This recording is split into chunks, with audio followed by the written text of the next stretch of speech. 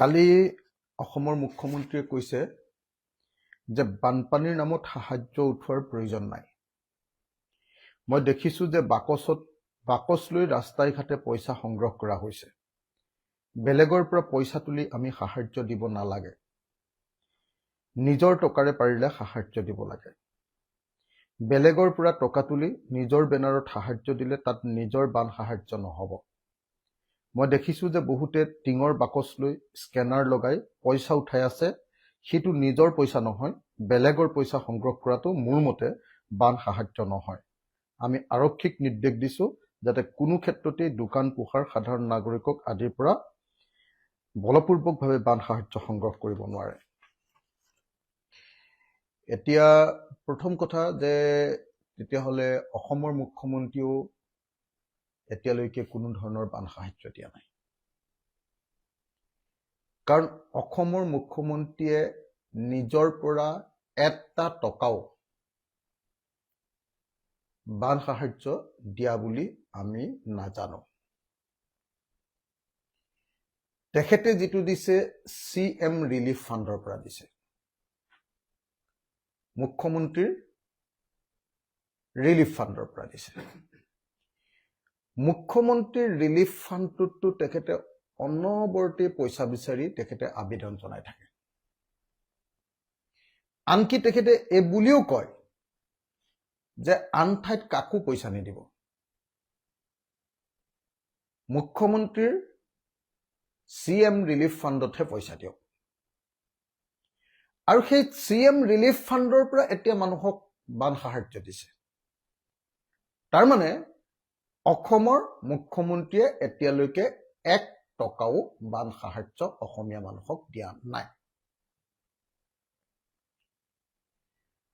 মই স্পষ্টকৈ এটা কথা ক'ব খোজো যে অসমৰ মুখ্যমন্ত্ৰীয়ে মানৱীয়তাৰ পক্ষত যিসকল মানুহে দিনে নিশাই কষ্ট কৰি বানপীড়িত দুৰ্যোগ পীড়িত অসমৰ ইতিহাসৰ আটাইতকৈ মহা প্ৰলয়টোৰ ক্ষতিগ্ৰস্ত মানুহবিলাকক সহায় কৰিছে, মুখ্যমন্ত্ৰীয়ে সেই প্ৰত্যেকজন নাগৰিকক অপমান কৰিছে। মুখ্যমন্ত্ৰীয়ে অসমীয়া মানুহক অপমান কৰিছে আৰু মুখ্যমন্ত্ৰীয়ে অসমীয়া মানুহৰ মানৱতাক অপমান কৰিছে। মুখ্যমন্ত্ৰীয়ে ৰজাৰ দৰে আচৰণ কৰিছে। হিমন্ত বিশ্ব শৰ্মাই জনা দৰকাৰ যে গণতন্ত্ৰত কোনো ৰজা নাথাকে। প্ৰথম কথা,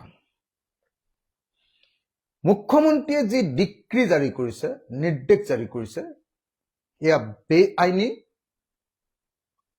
ৰজাৰ কথাই আইন বুলি যিটো কথা আছে, যিটো গণতন্ত্ৰত কেতিয়াও নহয় যে সংবিধান আৰু আইনৰ কথাহে আইন।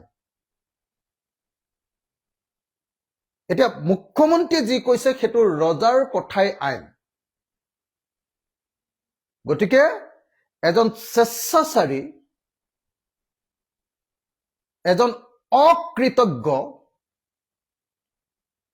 এজন বেচৰম এজন ৰজাৰ নিচিনাকে অসমৰ মুখ্যমন্ত্ৰীয়ে কথা কৈছে। এজন অকৃতজ্ঞ,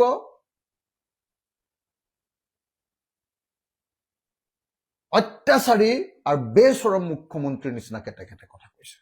যিকোনো খবৰৰ বাবে যোগাযোগ কৰক 9181307221 আমাৰ এই নম্বৰত।